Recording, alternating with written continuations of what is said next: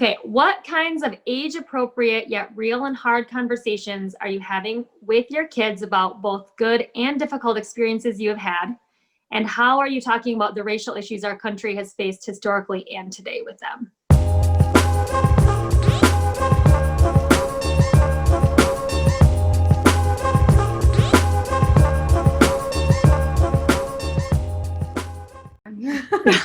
This is a good question, and I'll go first. I don't know. I struggle with what is age appropriate because I am an over explainer actually. So I definitely, whether I'm talking to my kids about race, about politics, about sex, if I'm erring, it's on the side of oversharing. So like, for example, this spring, I was originally going to take my boys with me to a Black Lives Matter demonstration. But then it was like officially canceled because of COVID, and then it was like unofficially still happening. But I decided I'll just go alone. But I'd already like explained to them what was going on, right? Mm-hmm. And I started explaining to them what had happened, why people were angry, why people are showing up. And my kids are just, my oldest is 7. So they're 3, 5, and 7. And suddenly I was like explaining, I kept going back, and suddenly I was explaining like slave patrols to my 7-year-old kid, you know, because I was thinking like, get out, go back up. This is too much information, you know. Yeah. But it was really difficult to talk honestly, because that was never modeled for me. Because in America, and this is one of my biggest things that I try to get people, like biggest realizations I had in my adulthood was like, America has really never told the truth about itself and its history. And what we are taught in schools is, honestly, it's propaganda. Like once you start peeling back that onion, I still sometimes feel like anger about what I was taught in school, and what I was not taught in school. And you're not that old. What, 15? Yeah, so I feel what makes me angry about it is, and what also added to my anger this spring was that all of these people were acting like surprised, and then people were coming with like just shockingly ignorant opinions on, you know, what the real issue is and what you know the Black community needs to do, and you know all this you know blue lives, all this stuff, like, and it, because most people don't have a true history, they do not have any context for interpreting current events like correctly, right? Mm-hmm. And so many people think that, like, some people don't think they need to talk about race because, you know, if we don't talk about it, then it like doesn't exist, it's not a problem, whatever. But what ends up happening is like, you know, kids, like the research shows that they start making observations and categorizing people by race from like when they're babies. Yeah. So our kids are looking around at the world and trying to understand it and interpret what they're seeing, and it is our responsibility to give them context so that they can, you know, draw more accurate conclusions. You know, so when you look at the absolutely like just devastating the reality of racial inequality in the United States, with the repercussions, as you were talking about, like that we're all living in, when we don't have an honest account of how we got here, it has become just too easy and too natural for people to blame blame the victims. Yeah. You know, like, and yeah. So I am like real honest with my kids. we've had the talks because my two of my boys at this point, they are like white passing. My son Nicholas has blonde hair. My youngest has blonde hair and blue eyes. I don't know if they're gonna stay blonde. It's kind of a Norwegian thing. I expect them to go dark, but they've already, my son had a little friend in his kindergarten 2 years ago start saying really shockingly ugly things about Black and brown people. And I knew this kid, I knew his mom, I know that, they just were saying really awful things, and I had to talk to my son about and then I had to talk to this kid's mom, which was fun. But yeah, I think that by not talking to our kids and talking to them often, it's you open up a conversation that you revisit all the time across the lifetime, and you add layers to their understanding, and you can go deeper. But by pretending that we can be colorblind, or pretending that racism is just in the past or whatever, you are actually participating and perpetuating racism, perpetuating white supremacy, you perpetuating the so I'm like, with my kids, I'm like, this is maybe too much, but we're gonna go for it. And recently someone had said, oh, we don't talk about race, and they were kind of referring to just in general in this country. And I was like, well, some people don't talk about race. We talk about race daily. Daily. Really. And because we like to, and because we have to. So yes, absolutely agree. We have had conversations endlessly about everything, but then like with everything that's happened in our world, we had some real deep conversations with our boys. And it did bring up a ton of anxiety for them, because they were like, wait a minute. So people, just about like cops and, all of these things, they were like, so based on just your skin color, then they could misunderstand what you're doing and just, take you out. Like, and these are questions my boys are asking. And it's like, well, this has happened in our world in recent days. And then anytime my husband had to leave anywhere, it was like, Daddy, where are you going? What time are you back? How long is it going to take? Are you going to be okay? Drive slow, Dad. Wear your seatbelt. Like, I mean, just this anxiety, but that is the reality, unfortunately, that has existed and in our world. And the fact that that's something they do care about and worry about, and they wonder, like when they go into a store and somebody looks at them strange, like, Mom, is it because of my hair, my skin? Mom,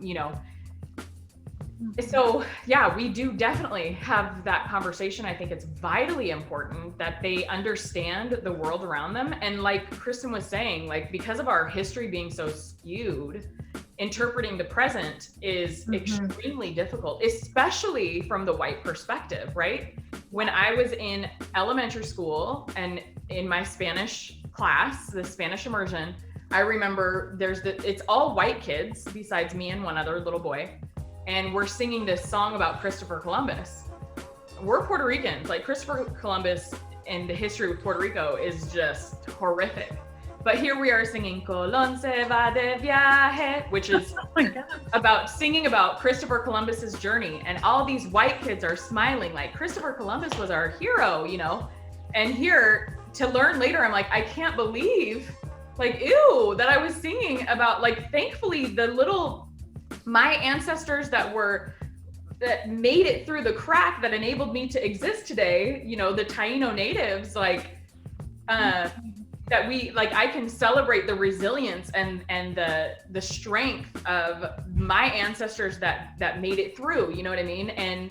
But the motive was that they would not be here, which means I wouldn't be here, you know what I mean? And just kind of having to unlearn and be unprogrammed, and then take that to our kids and give them a, like people say nowadays, woke perspective on our world, you know what I mean? I just think it's important and it's difficult, but it's the necessary work that, you know, we have as not only being ethnic minorities, but having children that are in that same category. So I think that that's all like really good, encouraging stuff, because I think for me, it's, you know, having these difficult conversations and we've talked about race for a long time with my kids. I think we haven't talked as much about like the violence of the, you know, like that has happened. I think part of it too is because, you know, I think sometimes for my own mental whatever, I try to just stay in a certain place because it is hard, it's painful. Obviously, I being Asian American, I have never experienced what I feel like, you know, the Black community has experienced when it comes to like that kind of just violence and the fear and all of that. And so I don't feel like I can necessarily relate to that fear, but I think it breaks my heart to know I have my own pain and stuff that's associated with it. And so then I can't, and that being amplified on a, you know, to 1,000,000% when it comes to like being worried about my safety or being worried about my family safety just feels so intense. And I think too, for me, you know, my kids' best friends are Black. And so I think when these things, you know, when I felt like my son, specifically, he's in 4th grade,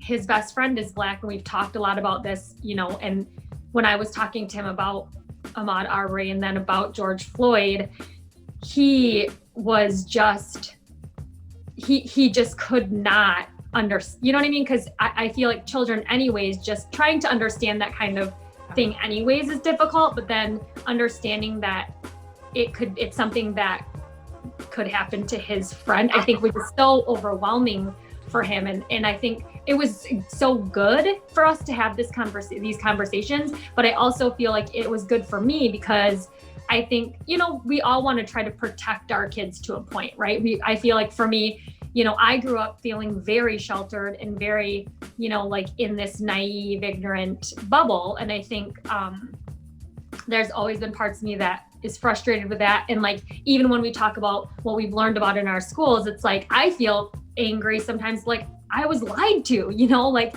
how could we be in this place where, you know, we put these people up on these pedestals and this is not actually what happened. Like that feels very hard for me and very frustrating. And I don't really know how to always like cope with that. Right. And so I think having these conversations and having other people encourage me to, even though I know that they are the hard conversations, they are the, you know, things that I feel like sometimes and I'm not fearful of it, but I just think that, you know, I want my kids to know what is actually happening and not just like what I want to portray to them as what's happening, you know, because that's not reality. And I think that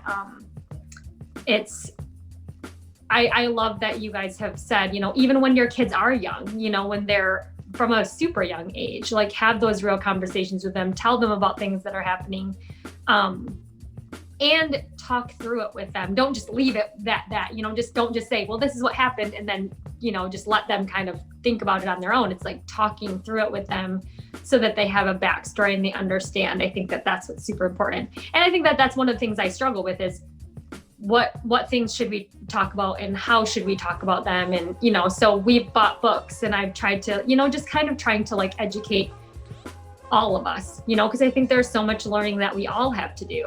And of all the different groups, you know, like we've all had our own struggles, you know, being in the US. And, you know, so understanding that we all have had different experiences, you know. Whether it has to do with a lot of different things in life, but especially with this one, it's like you have to, in order to talk to your kids, a lot of times we feel like we have to come to them with like an answer because we're not.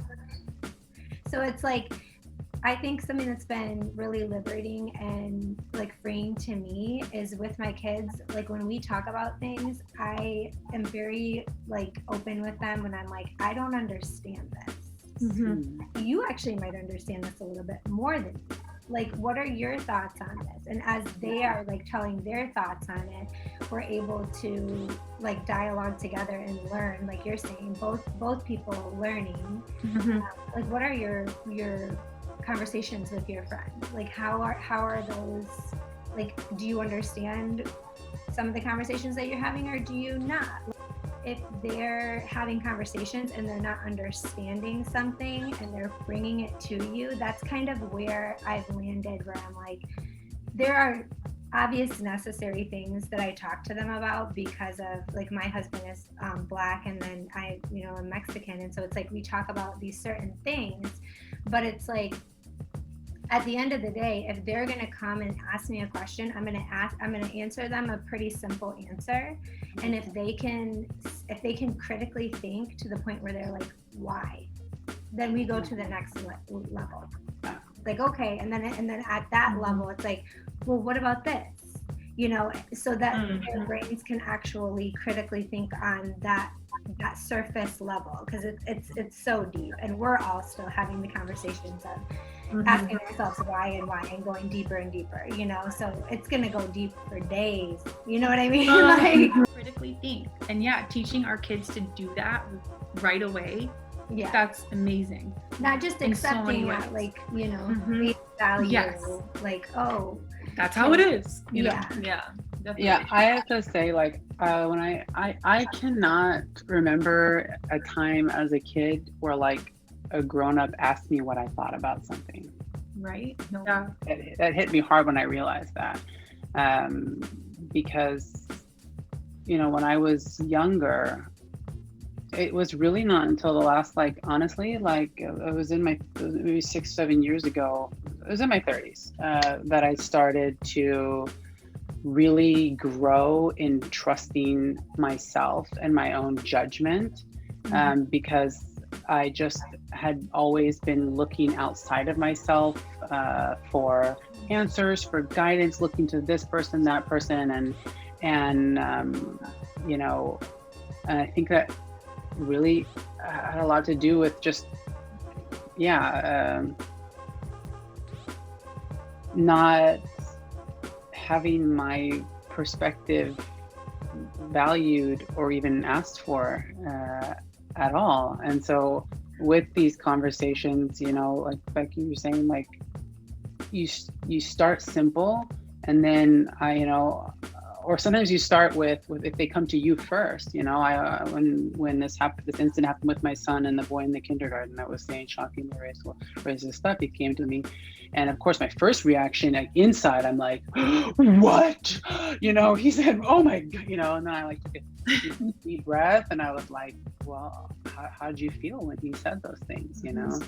Like, kind of where I encourage them to reflect and hear what they're thinking first before I assume that I know what conversation I assume what conversation we need to have. I'm like, let me, as the big person, as the adult, let me step back and make space for you, invite you into that, because like one of my biggest wishes for my kids is that they will trust themselves, trust their own judgment and their heart, and that they're not going to get everything right along the way, but that their thoughts, their views, their perspectives are important and matter.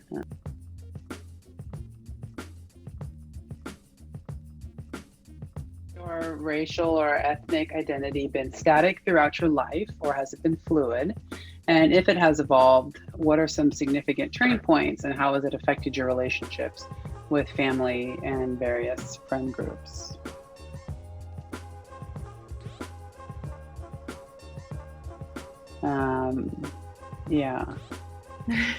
I almost regret my question. I'm like, can we do this? Can we do this one off the record? Anonymously. you know, they just. No, I was gonna Put say a voice recorder over. I was gonna say this. It's like backlit, just like a My friend. No, but I was gonna say, and this is a small little thing, this conversation might be a little moment for me. You know what I mean? Like, I feel like I was in the beginning of my journey, and I feel like even just talking with you guys, I've already had moments where I'm like, oh my gosh, I've got some more work to do. But yeah, so anyway.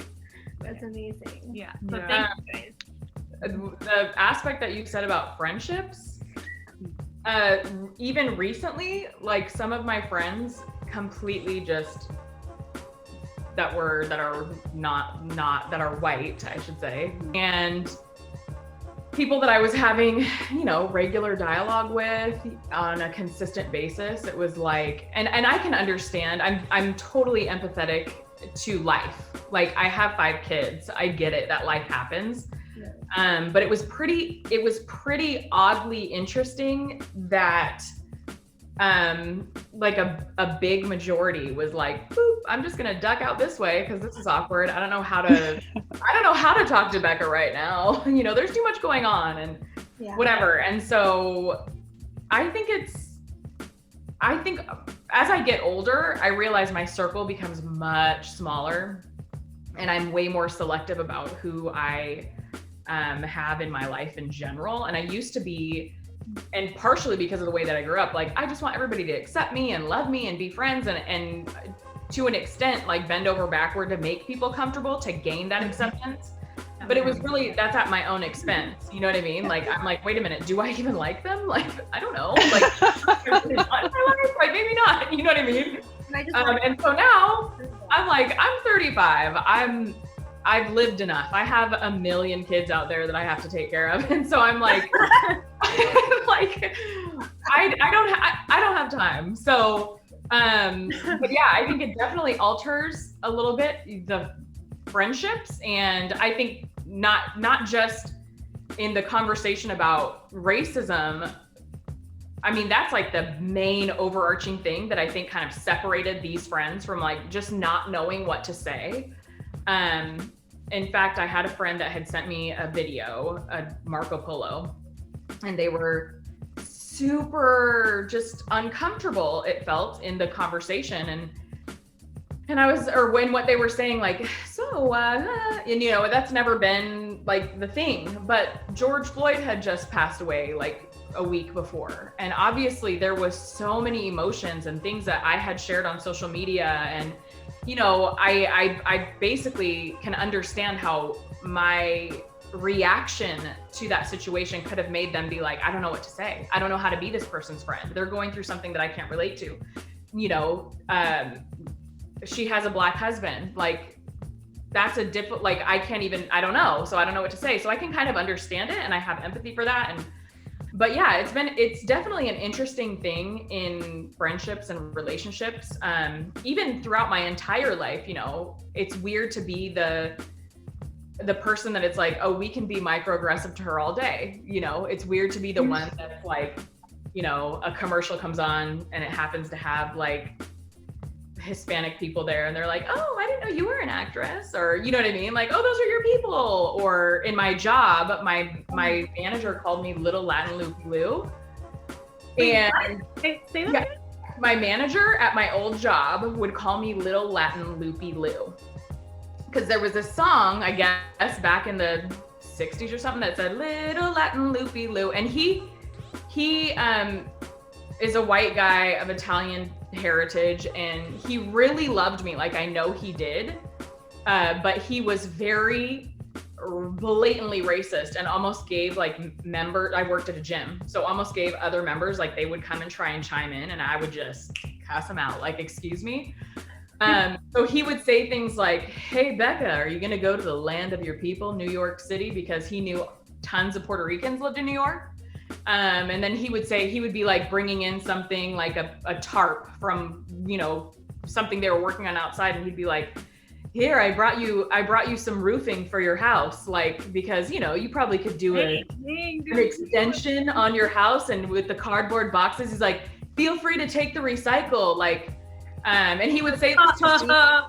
Yeah, he would say this to me and my Mexican coworker, and we would just be like, you know, it was just constant. It was very constant. And so I think it creates a complex and it just created in me like kind of an intense insecurity to interpersonal relationships, because I was like, can I be myself in front of you? Am I gonna be like, you know, be made fun of because I wear a lot of jewelry, and then that's like, oh my gosh, you know what I mean? Like if I wear big earrings, it's like, are you trying to you're just trying to be out Puerto Rican? Or if I wear red lipstick, or I had an acting thing that I did years ago, and I was the Latin girl in the video. It was a educational video for the state of Oregon, like for parenting. Anyway, and me and my Latin husband in this acting thing, we were doing parenting education. Anyways, the makeup artist was like, so you're the Latina? And she's like, I brought everything Latin. And I'm like, okay, I really am Latin. So you're being so racist. But she's like, I got the perfect red lipstick, and I got, ooh, look at these. And she pulls out these big dangly earrings, and she's like, I figured lace would be really good to put under your V-neck, and like just all of these things. And I brought a sombrero and a mustache. Like, and for your man, I'm thinking, you know, it was just so bad. So I think I'm getting heated over here. I know. I was like, what? Really?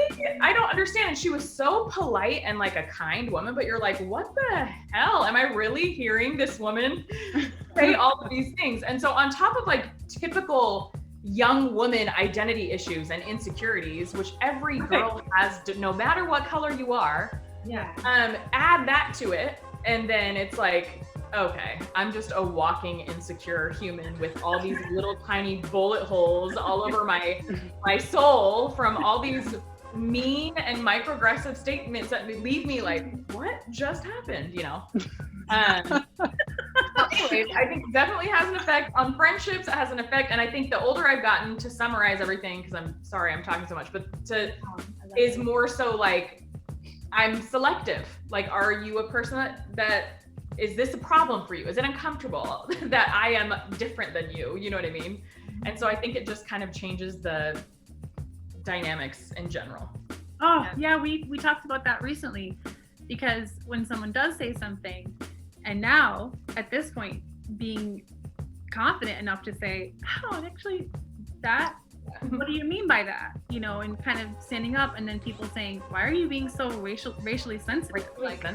You know, and we were like, actually, you are the one being sensitive, because you keep bringing it up to me every single time I see you. So I think like you might be the one that needs to figure that out, because I'm not talking about it. I'm just letting you know it's inappropriate to say those things. So like that would be like, kind of an example of that. Like, are you cool that I'm actually not going to be okay with you making those kind of comments are so telling, because one of the things that also was kind of where some of the anger came from was this idea that race is just a burden that people of color to bear. It's on us to make sure that everybody feels comfortable, and just nobody meant that, or nobody's ever racist, and it's like so it's really this thing that's like, oh, this is just like our problem for us to overcome, not like your problem to dismantle, like and those kind of comments are a reminder of like back in your place.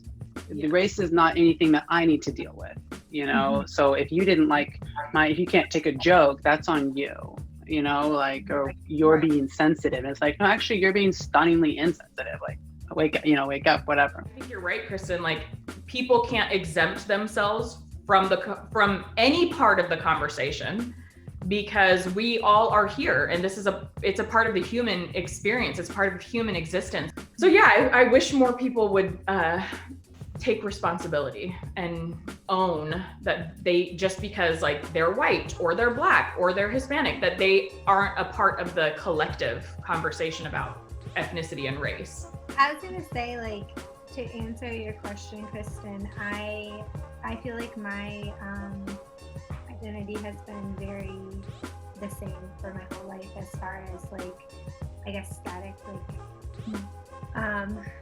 and although I've had like friendships and relationships where it hasn't been that way, I feel like I've had a somewhat healthy outlook on my racial identity, my ethnic identity, and I've tried to surround myself with friends that enforce positivity about that, including like the person that I married, including like friendships that I've had. Like, try to be very intentional, Bekah.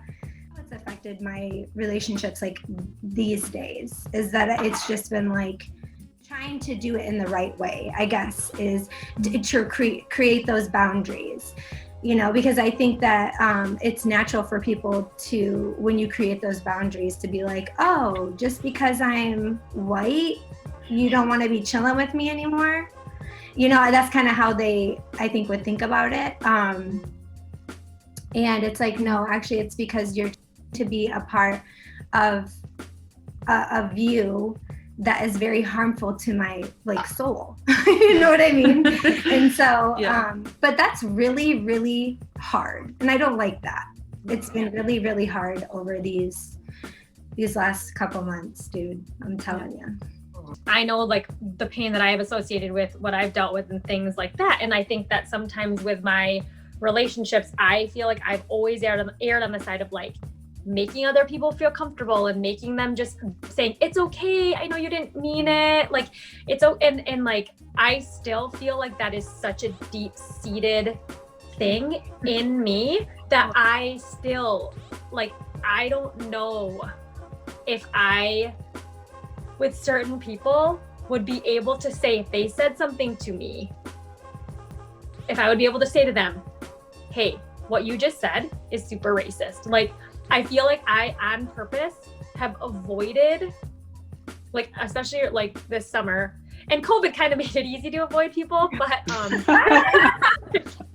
I definitely, like, I had friendships that like, I am such a, like, I respond to text right away. I do. And I literally was like not responding to people because I literally was like, I have such vivid memories of racist comments that certain friends have said to me and that I never called out, that I literally walked away and I would tell my husband, and I'm like, I can't believe this just happened, but I never said anything. And I still feel like even today, like, do I have the guts to like say that stuff? Because I feel like I already feel like I've had a lot of difficult conversations just about the subject in general, but I don't feel like I've had hard conversations about me saying like, hey, you have said something racist, where I feel like it's a totally different thing when you're talking about racism in general. And then when you're pointing it out in somebody, it's a totally different thing, especially when they're somebody that you care about. And so I think that like, it's hard because I do still feel like there are relationships that I have that I'm like, there's just something in my gut that it hurts, it's painful. And like, I did actually have a ton of really difficult conversations with a bunch of like elders at my church. And we ended up leaving our church because I was so offended and frustrated with the lack of like anything that was happening, which is still to this day difficult for me to even, kind of wrap my mind around. So I think that like, it's definitely, it's weird that, for me, that I had gone to that church for 17 years and wow. I was just like, and for the past like little while, I do feel like I was in this place of like, I didn't feel right, like something didn't feel right with me, and I'm trying to have these difficult conversations and sifting through some things as I've gotten older. But when I did have these very specific conversations with elders at the church, I legitimately was like, I just cannot do this anymore, you know? So, I don't know. It's just hard because I think that you go to this place of, I don't know, like self-preservation almost. And then, you know, not wanting to, like, being fearful. But then now I just feel like I want to be more confident and just say, no, I don't have to deal with that. You know, I don't have to put up with like you saying super hurtful things just because I don't want it to be uncomfortable, you know? Right. So, And I think one thing that was really helpful for me too in viewing it was that, like, you know, I've been so, and I think everybody here can say that we've been so forgiving and so, you know, kind of trying to think the best of people. It's what I think any minority Gracious. is, is pretty good at. Yeah, definitely. So it's like, you know, with these specific instances, if you choose to open up your mind and you choose to listen, dude, by all means, come on back. Like, let's be chilling and talking about that. But I don't want to get together and just, you know, shoot the doo-doo about what Absolutely. I think it gets to a point where it's like, I'm tired of making you so comfortable, but it's at my own expense. And then every time I leave that conversation, or every time I, you know, the lack of freedom to be 100% me and 100% real. I think there comes a point where you're just like, I'm done with that. And like, Janna, what you went through with church, which I'm super empathetic towards, and sympathetic, like I've been there, is so challenging, especially having been there for 17 years. But you kind of got to that point, like, I'm done. I'm tired of, like, nobody knows what it feels like to be the doormat for so long. You know what I mean? And there comes a point where it's like, wait a minute, I don't even have to do this. And then you just get up. You're like, well, for what? You know? And you get up and you're done. You don't pay my bills. I Back from the pandemic, I like told myself, I was like, no more, dude. There would be so many times where I would like be so hot from what like a client had said and like trying to like redirect the conversation. And honestly, there's been no redirecting anymore. Like, I'm like, if they take it there, then like I fully go in on it and I like don't make them feel comfortable and I ask them hard questions. And I've pulled back at my job, so then I'm like, and do you want to book another appointment? That's on you. If you want. And it's so funny, like, it's been so freeing. to the point where I'm like, if you have somebody in your life who's willing to tell you that something you did or said was racist or offensive, like, you're lucky, and you're talking to a friend. Yeah. Because anytime a person of color opens their mouth to speak their truth and to tell you something, it always costs us. It always costs us, and it very seldom pays off. Yes.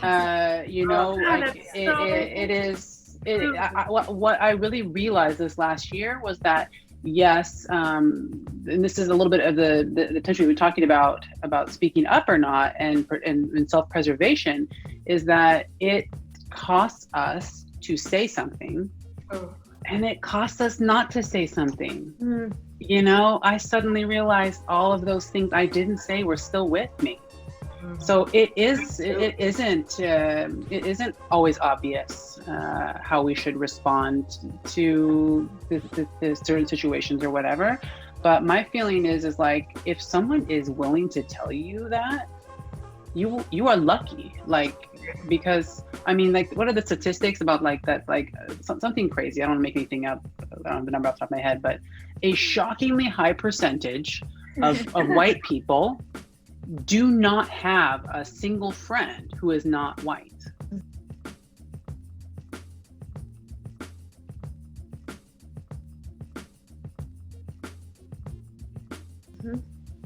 And that is totally bonkers. It's not natural. And so if you do have a person of color in your life who is willing to be honest with you, then you are you are lucky. That is a gift. That is because like we don't say something because we want you to just feel bad. Your guilt doesn't do anything. I don't need that. I don't want that. Right. You know, I just want, this is like, this is a gift. You're getting an opportunity to learn something, so you don't sound goofy going forward, you know? And if you have a friend in your life who is, if you are white and you have a friend who's not white and they haven't ever talked to you about anything, you maybe should ask yourself why. Yeah. Okay. You know? Yeah, exactly. Yes. Oh my goodness. That's so true when you said like it costs you. And I could, okay. Yeah. I will try not to get emotional. Sorry, guys. It's really why I think you were saying, why is it so hard for me? I feel things so deeply. And when I do, most times when I was younger and didn't have like my solid friendships with my sisters and with you guys, I didn't know what to do with that. And I felt like people looked at it like it was a huge weakness. So when I would share, like you're saying, I was senior year of high school, and some boy liked me, and his friend came to tell me, such and such likes you, and I was like, oh, that's so nice, you know, I'm not interested, but that's so nice, he's so amazing, you know, blah blah. He's like, well, yeah, of course, I already told him that would never work. And I was like, oh, you are, why? Like, you already knew that? Well, yeah, because you're Mexican, like white, Mexican, like don't go together, like interracial, whatever. He said it in his own little way, you know, but I was furious, obviously, because I am mixed. And so I'm like, oh, really? Because we literally do. It makes this, okay? And I kind of made a big deal about it. I was interestingly confident verbally, like to say things, even though maybe necessarily I wasn't inside.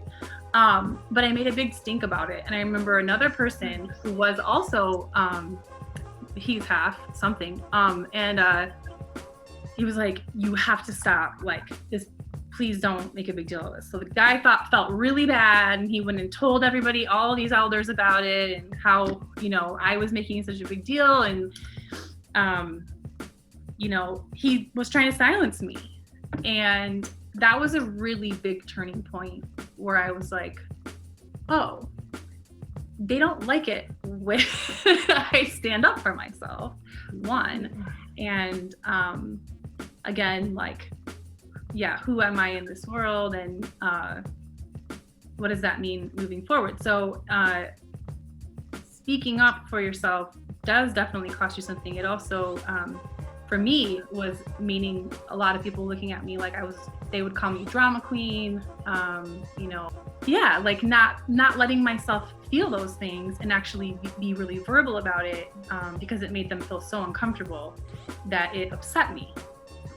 And so, yeah, now I think it's been a beautifully freeing thing to be so much more confident in who I am, and know when I am overreacting about things and when I'm not, and go, if you're uncomfortable about this and you feel like I am being emotional, it's because you're right. It is very emotional. And you are talking to me about it and saying something that's stirring up an emotion. And like, that's okay. But like, you know, weaponizing your own humanity against you is what they are doing, and almost trying to gaslight you into denying what you know to be your own lived experience. And it is a way to punish you for being a mirror, for you know, reflecting back. You know, it's like this whole concept of white fragility, you know, that white people can generally go through the world in their lifetime without ever having to think about their race.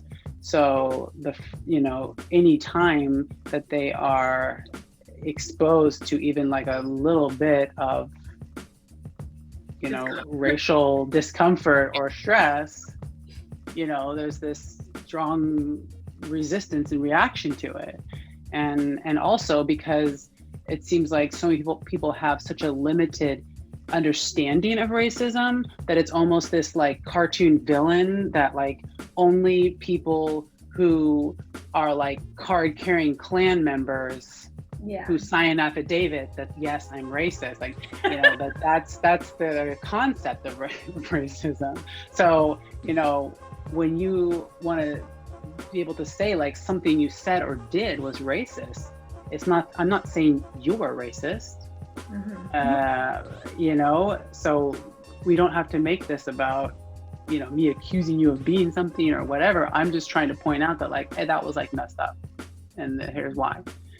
And it is rude to assume that you can ask an ethnic person questions about their personal experiences and their trauma, and then get like, just expect that they should just freely open up and talk to you about it. It's such a personal issue. It's like saying like, can I see your birthmark that's on your butt cheek? Very personal thing and place to dig into, like, sure. But I had this woman message me, and she had asked me something like, where can I start in this, whatever. And my brother-in-law had put together this thing of books, like 4 books that people could start with to kind of educate themselves on the whole racist topic or racism topic. And so I said those, and then a couple days later, whatever, she was posting stuff and tagging me and stuff, whatever. Well, finally she sends me an email and saying, you know, I've been trying to Google racists. And I was like, she goes, I mean, I'm just trying to figure out, where are they? Who are these people? And I'm like, I said, wouldn't that be really cool if there was some sort of list so we could just all know? I was like, I said, racism exists in your heart. And unfortunately, the only one who knows the heart of man that purely is God. And so I said, really, racism is about examining your own heart, your own biases, your own whatever. And then she goes, I think you've misunderstood me. I'm not racist. And she's like, and I wouldn't tell anybody this, but I'm not racist. And I dated a racist black man once. And I was like, okay, Lord Jesus, I cannot talk to this person. Has I'm not racist ever in the history of I'm not racist not been followed by something so shockingly racist? You're like, what? Yeah, she said, so that was like her thing, is like she once dated a black guy, and not only that, he was a racist. He was the real racist. He was the racist. Oh my God. I was like, if anything, he was probably responding to your racism, which you took as racist, you know?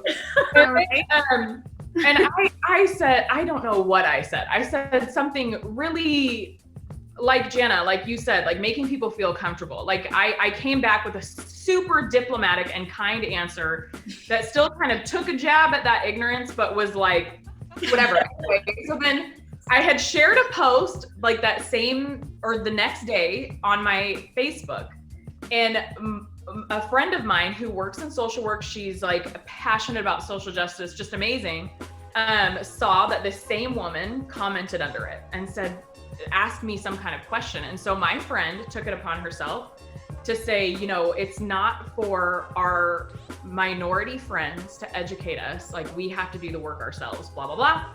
And so this same woman then emails me and was like, hey, I really appreciate that you've been holding my hand through this, which I was like, never was doing that. And she's like, but you really didn't need to sick your friend on me and to come and tell me. If you didn't want to educate me, you should have told me yourself. And then she blocked me on social media when I had been nothing but gracious and kind to this very, you know, I mean, it was the essence of white fragility. Yeah, I was going to say that fragility just jumped out at you. Yeah, exchanges that I was like, if you could frame what fragility is, this whole encounter would be. But what I was thankful for is that I responded to her by saying, you know, I have no control over what friends comment on my social media. And I never would ask another human being to speak on my behalf. And so, whatever. And then it was like, block, whatever. But I was like, I'm at least glad that she read that final message where I didn't just, oh, oh, it's okay, and continue to stroke that very fragile ego, because it would have been my own dignity on the line there. You know what I mean? Like, I am unwilling to give that up anymore. And so, it's just one of those things where you kind of get fed up, and people will be like, well, the Black community is just angry, or minorities are just angry. And it's like, well, absolutely, but tolerate it for a dang second, because we've been tolerating. Yeah, but why aren't you angry? Like, the fact that you are not angry is telling me everything. Very interesting time and dynamic. And I think we have to all just continue to gain that confidence in ourselves to, you know, continue to speak out for ourselves and not be the doormat, and not make people who are so willing to make us uncomfortable comfortable. You know what I'm saying? Yeah. So yeah, you can definitely feel alone in that. Like, oh, I just stood up for myself.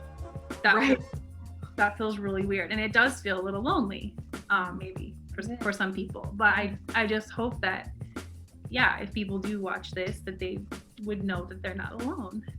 And if you are white, know that we're just so thankful for you to listen. And the hope is that people will just try and be empathetic and say, okay, let me imagine that for a minute. You know, let me imagine that somebody constantly was pointing out how I look, or asking me, what are you? Or, you know, that no matter what I did, I couldn't escape just walking into a room and then everybody like, whoa, she's different. You know what I mean?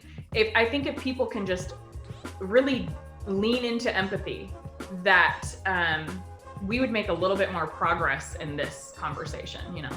I've said to a number of people, like, what's real to me, my truth and my reality is not your reality. You know what I mean? Like you were saying, like walking into a room, I was like, I've said this to a couple friends, like, when was the last time you walked into a room and you scanned the entire room to see, am I the only one? And the majority of the time you are. And even if you're not, I know how many Black people are in the room. I know how many Mexican or Hispanic or Latino people are in the room. I know, because I see everybody, you know, like, and where they don't ever, like, your white friends never walk into a room and scan and see, oh, am I the only one? Because they're never that way. You know what I mean? And so it's like, I think it's just when I can try to give them this perspective of what I wake up to every day, and when I look in the mirror, it's not the same thing, and it's not the same perception as what you have, right? Like I feel like what my truth is and what I've lived is just not the same as yours. And so if you can just come, like, meet me part way, and just acknowledge that yes, you know, you cannot understand, you do not understand, but you're willing to try to hear me and truly listen to what I'm going to say, you know, and that change does need to happen. I think that that's the only way that any progress is going to be made, you know? And so, but it's also like, you know, me personally, like, having the courage to have those difficult conversations too, you know, to say, hey, you know, that's not cool, or that's not right, you know? But yeah, I just think that for anyone who is willing to listen and hear what experiences we've had, is amazing, you know, just it's a good starting point, if nothing else. Bekah hit on something very important, which is empathy. And what has been really painful these last months is the denial. The instinct to be defensive and explain away what, you know, what people of color are saying that they are experiencing. And I had some, I know it's a cliche, but I had some really upsetting experiences on social media, both with people that I knew, but also I'm in like a Facebook group that's like Americans in Norway. Like really upsetting, like really ate at me exchanges. And at least with a very upsetting experience I had with this expat group, I mean, I'm telling you, like, I was like sobbing. I was like so angry. I collected myself, and then I just shared a post unrelated to the traumatic exchange I had, where I shared, you know, the section from Martin Luther King's, you know, letter from Birmingham jail. Sincere misunderstanding of people of goodwill. Oh, okay. I'll find is much more frustrating than outright misunderstanding of people of ill will. Okay. Yeah. And I basically kind of just said, you know, in these coming weeks, if for no other time in your life, will you just give Black people the benefit of the doubt when we tell you what we are experiencing? That we understand our lived experience. Will you, I almost was like, like just like as an experiment, will you just give like the benefit of the doubt, you know? And what is so powerful with empathy is like, you know, I'm not asking you to feel sorry for me. It's not sympathy. You know, empathy is about like really connecting with another person. And, you know, really putting yourself in their shoes and considering that maybe they know what they're talking about when they're talking about their own lives and their own experiences. And yeah, so I guess what I hope that anybody who is listening to this, just sit with what you hear and don't kind of like resist by, oh no, cutie babies. Sorry. You know, kind of, Hi, baby. You couldn't wait, but it's okay. You keep going. Yeah, just to wrap this up, to not be defensive and not be dismissive, but really just sit with and consider like, oh, I have not thought of it that way. I have not considered, you know, this is whatever.